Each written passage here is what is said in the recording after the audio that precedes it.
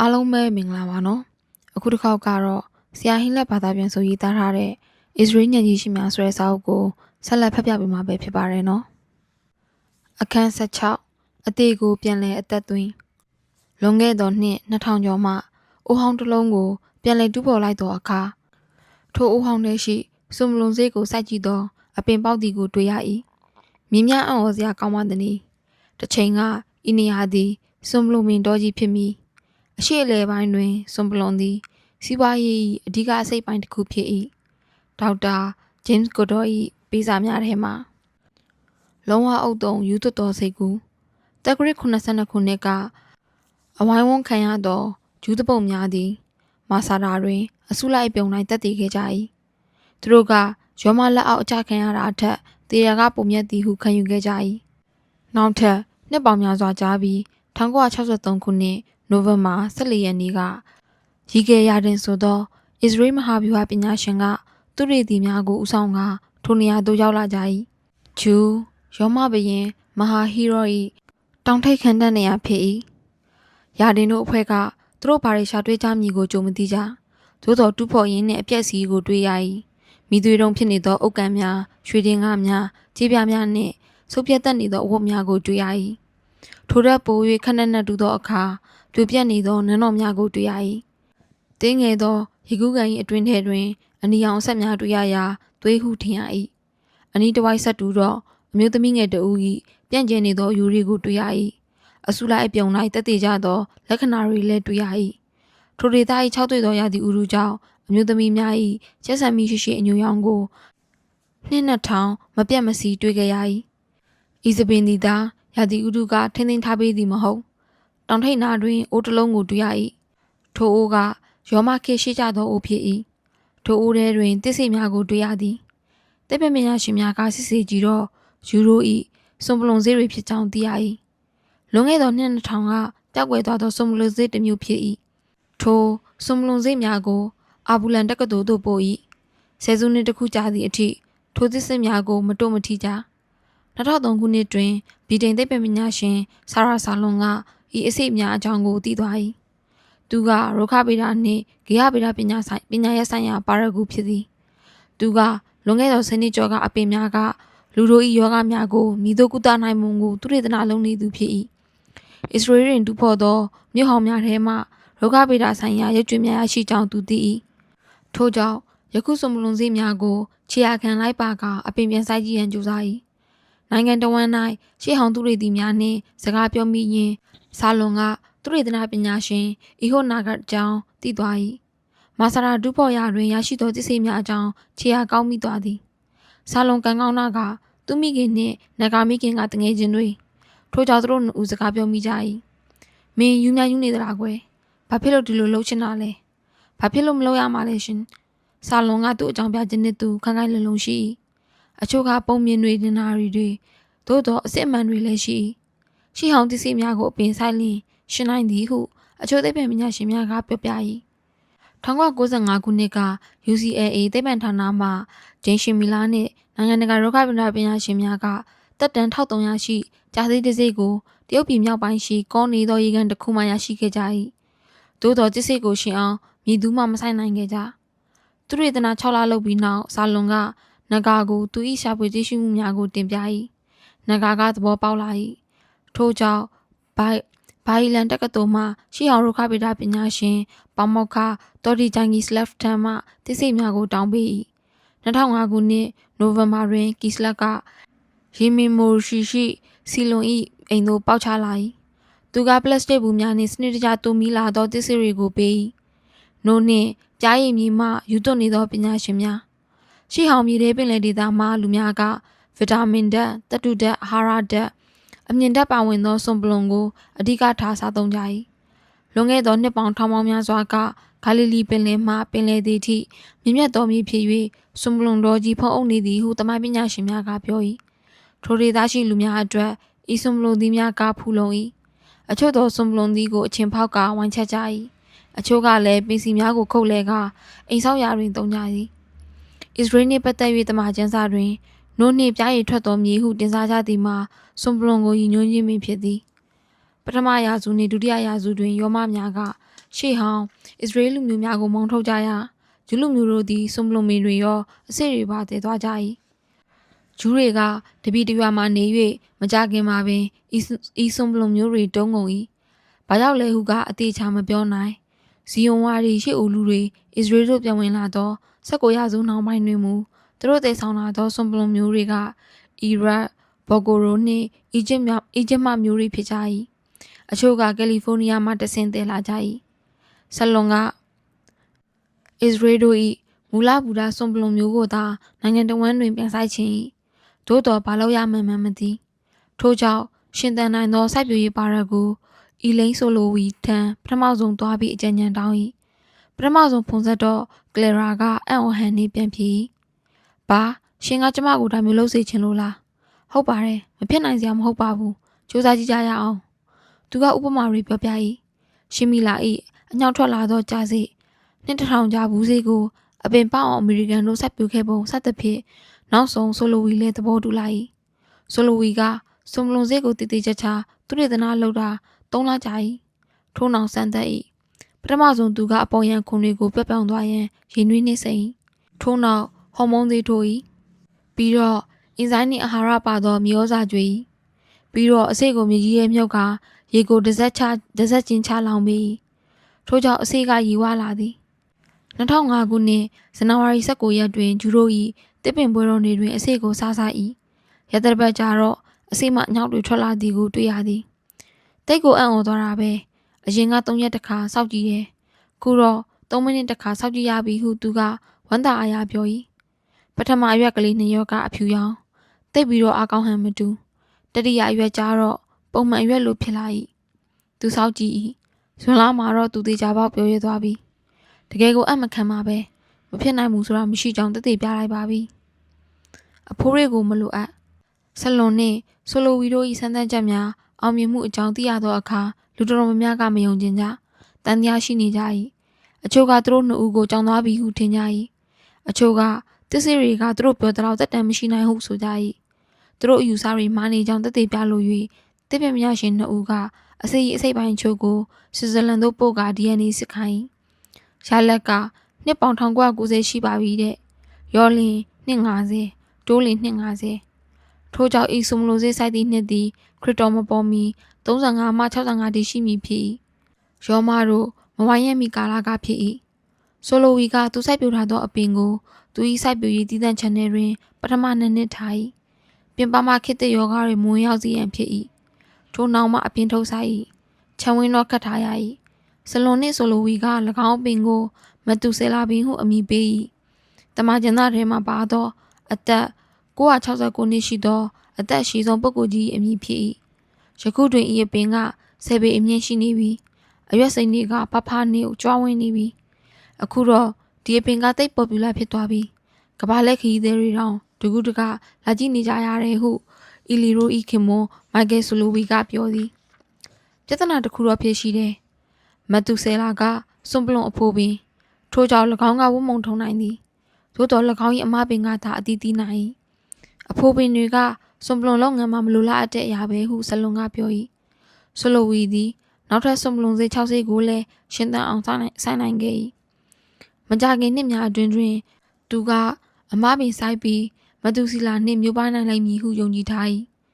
ကျမကအမကိုရဖို့အတွက်အခွင့်အလမ်း6 ခုရှိနေတယ်ဟုသူကပြောသည်မတူစီလာ၏အဖိုးပင်ဖြစ်နေတာကလည်းကောင်းသည်ဟုပါရဂူတွေကပြော၏အဘယ်ကြောင့်ဆိုတော့အဖိုးပင်ကသာဝုံမုံထွက်၍ဖြစ်၏ဘင်းဆောက်တက္ကသိုလ်မှပမောက္ခနှင့်စွန်ပလွန်ပင်ကျွမ်းကျင်သူပိုလာနာဗီရာဘာကာက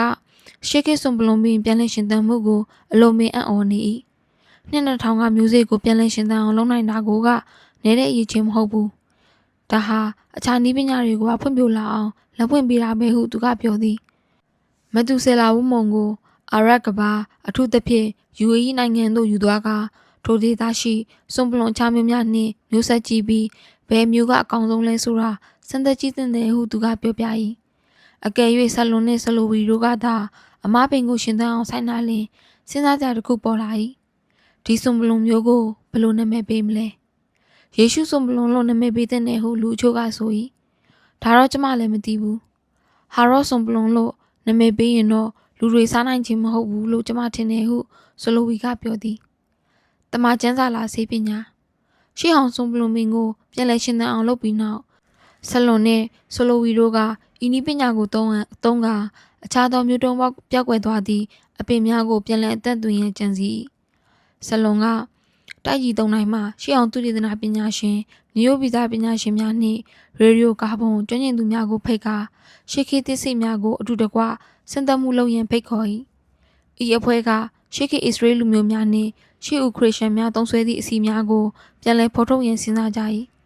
တမချန်းစာလာပုဂ္ဂိုလ်ကြီးများသည်ဤအပင်မှရနက်များအစီများသုံးကဆေးဝါးကုသကြသည်ကိုတွေ့ရ၏တမချန်းစာတွေမှာဒီအပင်တွေကနေလုပ်တဲ့အမွေးစီကိုသုံးကြတယ်အဲ့ဒီအမွေးစီကခုခေတ်သုံးတဲ့ဆေးပညာမှာလည်းသုံးလို့ရတယ်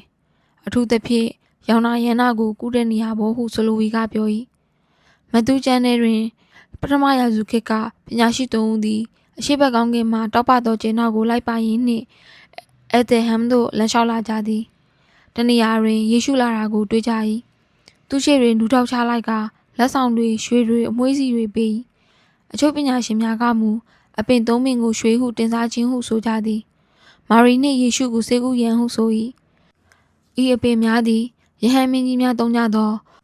ဆောလမွန်ကျောင်းတော်အတွက်အမွှေးစီလုပ်ငန်းဓာတ်တဆက်တပါပါ၏ဟုလည်းပြောပြ၏ဤသို့သောဖော်ဆက်နည်းကိုဖုန်းတော်ကြီးများကလိုအပ်ထားကြကာမျိုးဆက်တစ်ဆက်ပြီးတစ်ဆက်နှုတ်ဖြစ်တာပညာလက်ဆင့်ကမ်းကြသည်ဟုသိရသည်ဖုန်းတော်ကြီးများ၏လှုပ်ဝက်နည်းများကဆရာဝန်များကိုဆေးဝါးသစ်တွေဖန်တီးရတွင်ကူညီကြ၏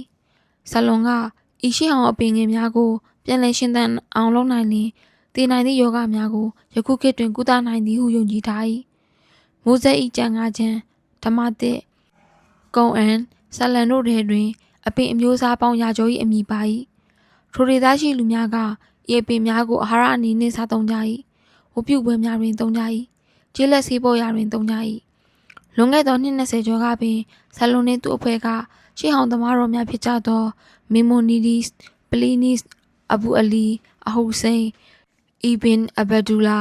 အီဘင်စီနာတို့၏ပညာတွေကိုလေ့လာကြ၏ထိုသမားတော်ကြီးများအားလုံးပင်အပင်ကိုသုံးကြ၏နွယ်မြတ်တစ်ပင်ဆေးဘက်ဝင်ဆိုသောစကားနှင့်အညီယောဂမျိုးစုံကုသရာတွင်သုံး၏ယခုဆလွန်နှင့်ဆိုလိုဝီတို့ကဤမျိုးတုံးသောအပင်များကိုပြန်လည်ဖော်ဆောင်ကအသက်ရှင်အောင်ပြန်ဆိုင်ကြမည်ဖြစ်၏ရှေ့ဟောင်းသမားတော်များသုံးခဲ့သောအပင်မှရသည့်စီဝါများ၏အစွမ်းထွက်ပုံကိုယခုသိကြရပြီ၎င်းတို့နှင့်ခေတ်သစ်ဆေးပညာပေါင်းဆက်၍ကုထုံသစ်တွေပေါ်ထုတ်ကြရန်သာရှိဘင်ဂိုရီယန်တက္ကသိုလ်မှဇင်ဘာနှင့်မျိုးဗီဇပါရဂူရကာအိုဖ်ကဆေးဝါးသစ်တွေကိုရှေ့ခေတ်ဆေးပညာပေါ်အခြေတည်ပြီးပေါင်းစပ်ရမည်ဟုပြော၏တမိုင်းတစ်လျှောက်လူတို့သည်အပင်များစွာကိုသုံးကာယောဂမျိုးစုံကိုကုသခဲ့ကြ၏ယခုခေတ်ဆေးဝါးများတွင်လည်း40%မှအပင်များမှထုတ်လုပ်ထားသည့်ဆေးဝါးများပါဝင်၏နယူးယောက်တိုင်းသတင်းစာ၏ဂျေရုဆလင်ဗျူရိုတာဝန်ခံစကီဖင်အာလန်ကအစ္စရေးနိုင်ငံကစိုက်ပျိုးရေးသိပ္ပံနှင့်သုတေသနမှာသိကြော်ကြတယ်အထူးသဖြင့်တန်ခန့်နေရလို့အခြေအနေရင်းနေနေပဲရှိတဲ့အခြေအနေမှာအပင်တွေရှင်သန်အောင်စိုက်နေမှာကဆရာတစုပဲဟုပြောသည်လွန်ခဲ့တဲ့နှစ်2000ကဆွန်ပလွန်မျိုးစေ့ကိုအခုခေတ်မှာရှင်သန်အောင်ပြန်ဆိုင်နိုင်တဲ့ဆိုတာကအစ္စရေးရဲ့အတတ်ပညာပဲဟုသူကဆက်ပြော၏ဒေါက်တာဆိုလိုဝီကသဘောတူသည်မျိုးတုံးသွားတဲ့အပင်တွေမပြောက်ကွယ်သွားစေခြင်းမူကျမကမျိုးတုံးသားတွေကိုပြန်လည်ရှင်အောင်လုပ်နိုင်ပြီဆိုဝမ်းသာတာပဲတေးတာကိုပြန်ရှင်အောင်လုပ်ရတာသိခတ်တယ်သူတို့ကထပ်ပြီးမျိုးမတုံးဖို့လိုအပ်တယ်ဟုဆလွန်ကပြော၏အခန်းဆက်ခွန်ဒီအလုပ်ကိုပြီးမြောက်ဖို့ရာတင့်ပေါ်တောင်းဝန်မရှိပါဘူးဒါပေမဲ့ရှောင်လဲလို့လည်းမဖြစ်ဘူးလေသခင်များ၏ကျင့်ဝတ်နှစ်အချိုး21အလင်းရောင်နေနေလေးကအမောင်မများကိုဖြုတ်ခွင်းနိုင်ပါတယ်ဆရာကြီးရှုနုဘဂါမင်း1949 1812ကဘာကြီးကိုပိုကောင်းအောင်လှုပ်ဆောင်လွန်ခဲ့တဲ့နှစ်ပေါင်းများစွာကဝါရှင်တန်ဒီစီလှပသောနွေဦးပေါက်ရာသီညတကောင်ကျွန်တော်ဇီနီကကလေး3ယောက်နဲ့အတူညစာစားပြီးပြန်လာနေကြ၏မကြခင်သားကြီးအီတင်ကအဝတ်စားဆုပ်ပြတ်နေသောအိန္ဒိယမက်တူကိုတွေ့၏ခမရကလူဆိုပဲဟု9နှစ်သားကပြော၏ကျွန်တော်အမျိုးသမီးကတုံ့လှုပ်သွားကသူ့ကိုတောင်းပန်ခိုင်း၏သူကတောင်းပန်၏သို့တော်စိတ်ပါလက်ပါမရှိမကြခင်ကျွန်တော်အိမ်ပြန်ရောက်လာသည်ကျွန်တော်ဇီနီမျက်နှာမကောင်း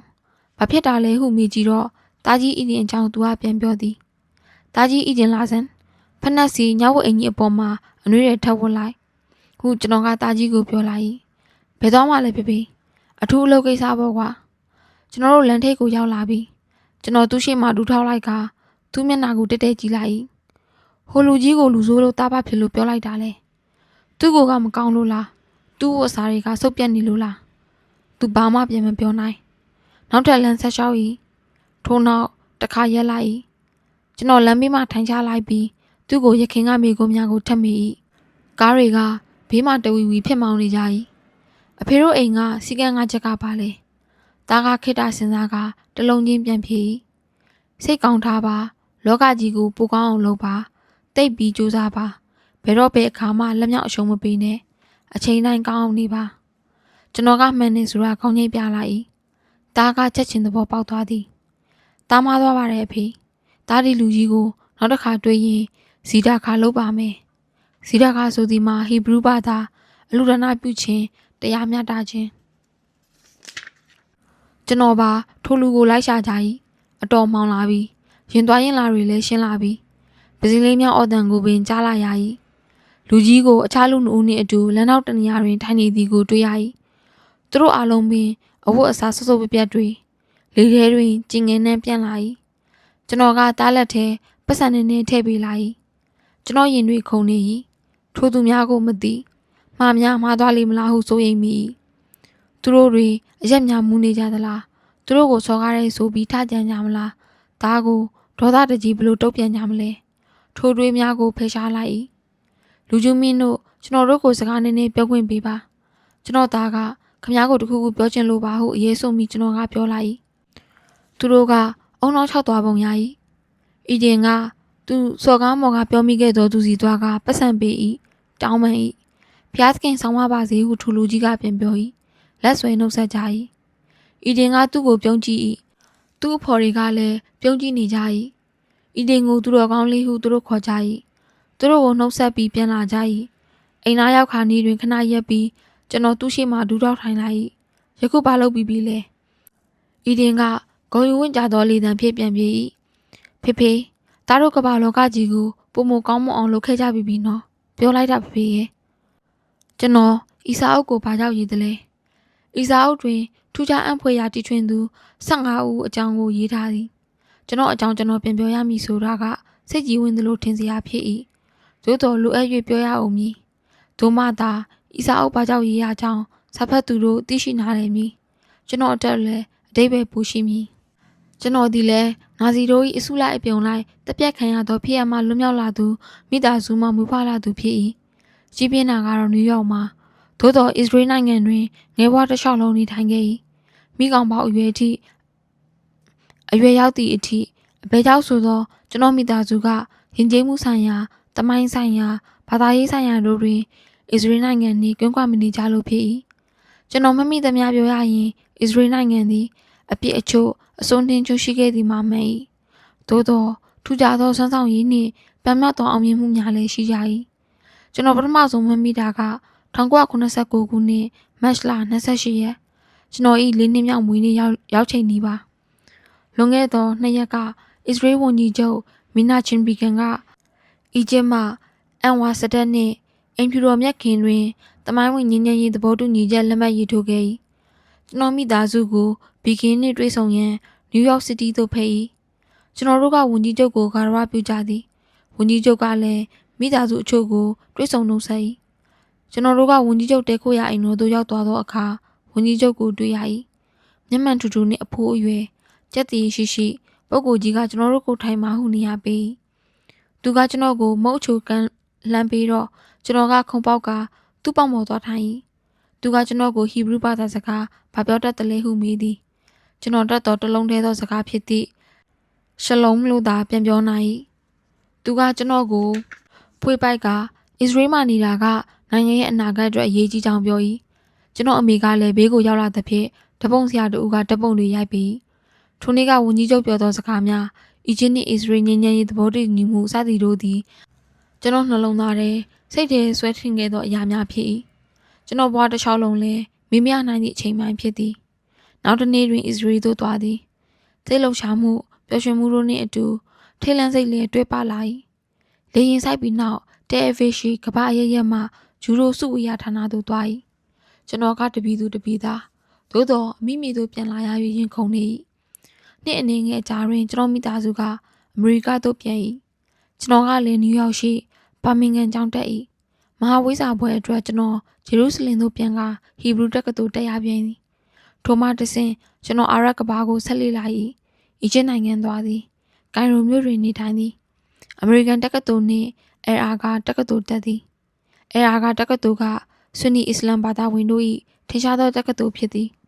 2010ခုနှစ်တွင်ဝါရှင်တန်ပြည်သို့ပြန်ကပြည်သူ့ရေးရာမူဝါဒဌာနတွင်တာဝန်ထမ်းဆောင်သည်အဓိကလုပ်ရသည်ကအစွန်းရောက်အစ္စလမ်အကြမ်းဖက်ဝါဒနှင့်တရားမဝင်ထောက်ပံ့ရေးများကိုအထူးပြုလေ့လာရခြင်းဖြစ်ထို့နောက်ကျွန်တော်ကအမေရိကန်အစိုးရကာကွယ်ရေးနှင့်ဗဏ္ဍာရေးဌာနတွင်ထမ်းဆောင်ဝင်ရသည်မှာကံကောင်းလာ၏2014ခုနှစ်နွေရာသီတွင်ကျွန်တော်ကအီစာအုပ်ကိုပထမဆုံးစတင်ပြီးအခြေခံသဘောတရားချ၏ဝါရှင်တန်တွင်နေထိုင်စဉ်15နှစ်မြတ်ကာလအတွင်းကျွန်တော်စာအုပ်လေးအုပ်ရေးခဲ့၏နှစ်အုပ်မှာအစ္စရေးအကြောင်းအစုလိုက်အပြုံလိုက်အသက်ခံရမှုတွေအကြောင်းဖြစ်၏ဟစ်စဘိုလာအယ်မာနာရုံးမြင့်တန်းများနှင့်အကြမ်းဖက်သမားများထောက်ပံ့ထားသောမီဒီယာများအကြောင်းကိုပထမစာအုပ်တွင်အထူးပြုရေးသားခဲ့၏စာအုပ်တစ်အုပ်ကအမုန်းတရားမိပြတိုက်ဟစ်စဘိုလာအယ်မာနာရုံးမြင့်တန်းကြားအတွင်းရေးဖြစ်၏ဟစ်စဘိုလာဘွဲဝင်များနှင့်အင်တာဗျူးတွေဇီယွန်ဝါဒီရန်သူများကိုဆန့်ကျင်သောစိတ်ဓာတ်စစ်စင်ရေးရုံးမြင့်တန်းကြားလွှင့်ချက်များကိုစုဆောင်ရေးသားထား၏ဟစ်စဘိုလာတာဝန်ရှိပုဂ္ဂိုလ်များကအတလွင့်ဌာနရွေချက်များထဲမှတစ်ခုသည်အနောက်နိုင်ငံအသေးခံအဖွဲ့များကိုအားပေးရန်ဟုပြောသဖြင့်ကျွန်တော်တုံ့လှုပ်သွားရ၏ထိုရုံးမြင့်တန်းကြားဌာနကသတင်းတွေစကားဝိုင်းတွေဝါဒဖြန့်ဂီတတွေဗီဒီယိုတွေကိုကျွမ်းကျင်စွာရိုက်ကူးထုတ်လွှင့်ကအကြမ်းဖက်ဝါဒအမုန်းတရားနှင့်အစွန်းရောက်ဝါဒအတွေးခေါ်များကိုဝါဒဖြန့်တွန့်သွင်းနေ၏တခုဆိုလျှင်အပိုင်း29ပိုင်းတည်ရှိကဂျူးစက်ညင်ရေးကဏ္ဍဖြစ်၏ဂျူးတို့ကကဘာကိုစိုးမိုးရန်ကြံစည်နေပုံကိုရိုက်ပြ၏ဗီဒီယိုတစ်ခုဆိုလျှင်ဂျူးဘာသာရေးသမားတို့ကခရီးယန်ကလေးတို့ကိုမြေတိုက်ခန်းထဲကိုခေါ်သွားကလက်ဘင်းကိုဓာနဲ့လှီးပြီးသွေးတို့ဖြင့်ရုပ်ပူဇော်ခဲ့ပုံကိုပြခဲ့၏ကျွန်တော်ငြိမ်မနေနိုင်တော့ဂျိုးတို့မှတဆင့်ထုတ်လွှင့်မှုများကိုတားဆီးရ၏ဥရောပနှင့်အမေရိကတာဝန်ရှိသူများကိုအကြောင်းကြားက